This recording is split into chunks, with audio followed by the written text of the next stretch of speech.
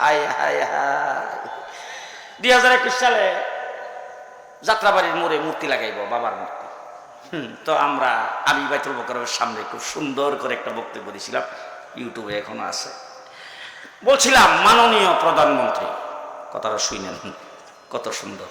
মাননীয় প্রধানমন্ত্রী, আপনার বাবা শেখ মুজিবুর রহমান সাহেব, আপনার কাছে উনি একজন ইজ্জত আর সম্মানিত ব্যক্তি। দেশের স্বাধীনতা যুদ্ধে নেতৃত্ব দেওয়ার কারণে উনি আমাদের কাছে একজন সম্মানিত ব্যক্তি। সুতরাং এই সম্মানিত ব্যক্তিটার মূর্তি যদি আপনি যাত্রাবাড়ির মোড়ে লাগান, মূর্তির মাথায় বসে কাকে পাখিয়ে পায়খানা করবে, নাক বায়া বায়া সেই পায়খানাটা ঝরবে। এইটা আমাদের কাছে দেখতে খারাপ লাগবে, ওনারও বেইজ্জত হবে। এই জন্য মূর্তিটা লাগায়েন না। বলেন তো, কথাটা কি খারাপ করছিলাম? এরপরে দইরা নিয়া 1.5 মাস রিমান্ডে, 2 বছর জেল। একটা মূর্তির বিরুদ্ধে কথা বলেছিলাম, সহ্য হয় নাই।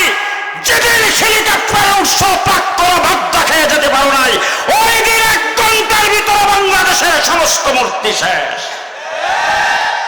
জাতির পিতা আল্লাহ প্রদত্ত হয়, মানুষের বানানো হয় না।